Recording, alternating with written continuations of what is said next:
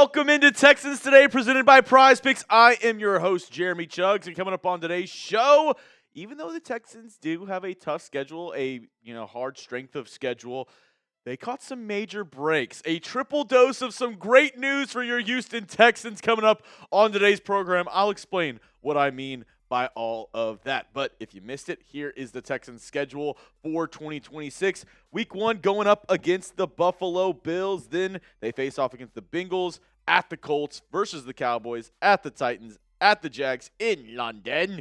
Then up against the Giants. Week 8 is going to be their bye week. Then going into the second half of the schedule, Week 9 at the Chargers, Week 10 at the Browns, back-to-back away games. Then you're playing a Thursday night football game against the Colts. You're playing against the Ravens, at the Steelers on Sunday Night Football, at the Commanders versus the Jags, at the Eagles on a Christmas Eve game, at the Packers on Monday Night Football, and you finish off the season playing up against the Tennessee Titans. Now, if you're excited for this season, if you're ready to go, ready to watch some Texans football, I need you to go down and hit that like button, hit the thumbs up icon. If you are a true Texans fan, if you love this Houston Texans team and you believe this is the year that the Texans can show the NFL that we are legit and one of the top contenders in the AFC. If you're agreeing with all of that, if you're down with all of that, make sure to go down and hit that like button. All right. Here's how the Texans are catching some breaks. And, even though I said a couple of weeks ago the strength of schedule was tough, Texans have some very positive breaks going their way. First up, positive net rest days. And what do I mean by that?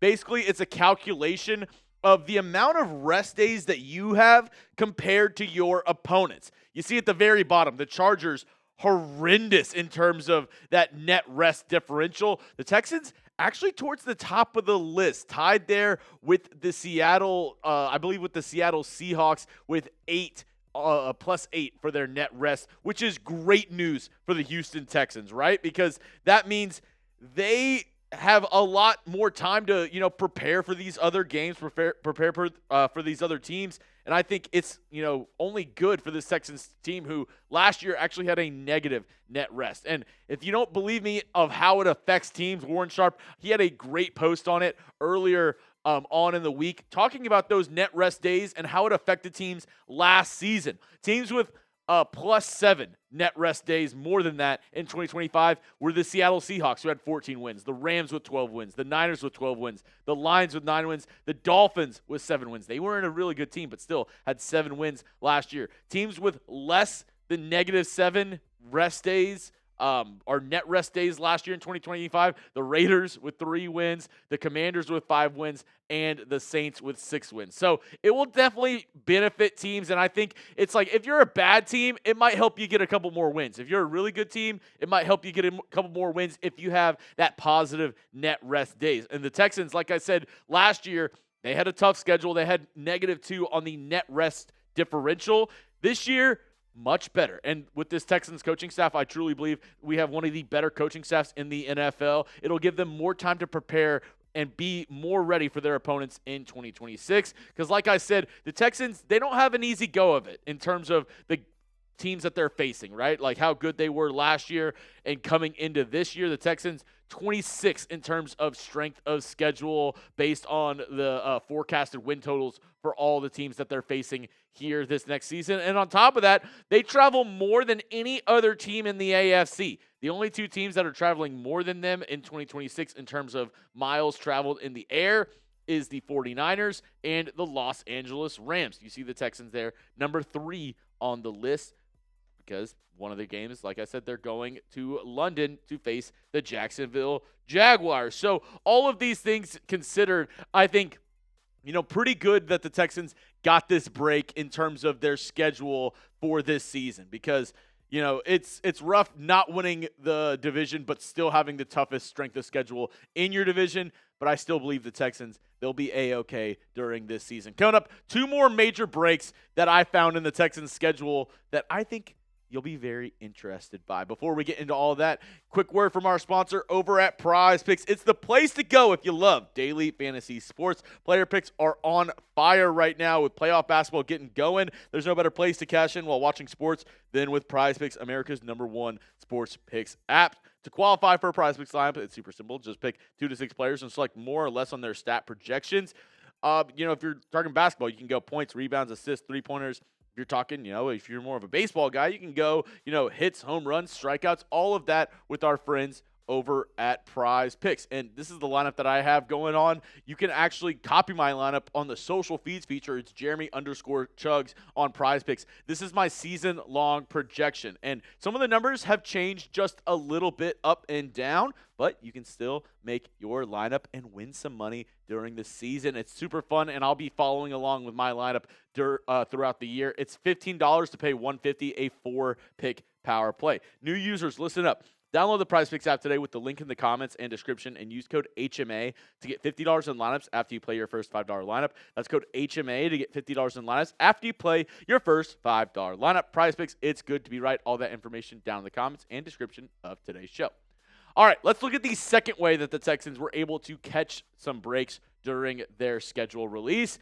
No bye week before the games. What do I mean by that? No teams that play the Texans this year are coming off of a bye week, which is incredible. No team gets extra time to prepare for this Texans defense, which, I feel bad for opposing quarterbacks, opposing offensive coordinators because, the Texans, like I said, they don't face a single team that's coming off a bye week that kind of, I would guess, go into that net rate right there at the top of the show that we were talking about with the rest net rate that they're doing. But no teams get an extra shot of, we have an extra week to prepare for the Texans. That doesn't happen a single time during the 2026 season for your Houston Texans. And on top of that, no teams have bye weeks. The Dallas Cowboys come to Houston straight off of their game in Rio de Janeiro. So not only do teams not get bye weeks, the Cowboys are working off somewhat of a short week coming into Houston, where this is going to be a big Week 4 matchup for your Houston Texans. I'm interested to see how the Texans and Cowboys both look at this point in the season.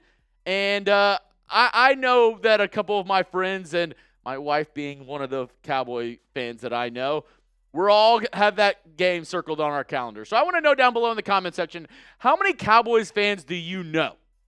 And why are they Cowboys fans? Come on. Why can't they be Texans fans? Let me know down below in the comment section. How many Cowboys fans do you know down below in the comments? Next up, for the Texans catching breaks, multiple bye week after games. And I guess this could be looked at in both ways of, is it a good thing or a bad thing? But 4 teams on the Texans schedule have a bye week directly after playing the Houston Texans. So the Jags in Week 7, they have their bye week in Week 7. The Texans play in Week 6. The Giants, they have their bye week in Week 7, or Week 8. The Texans play them in Week 7.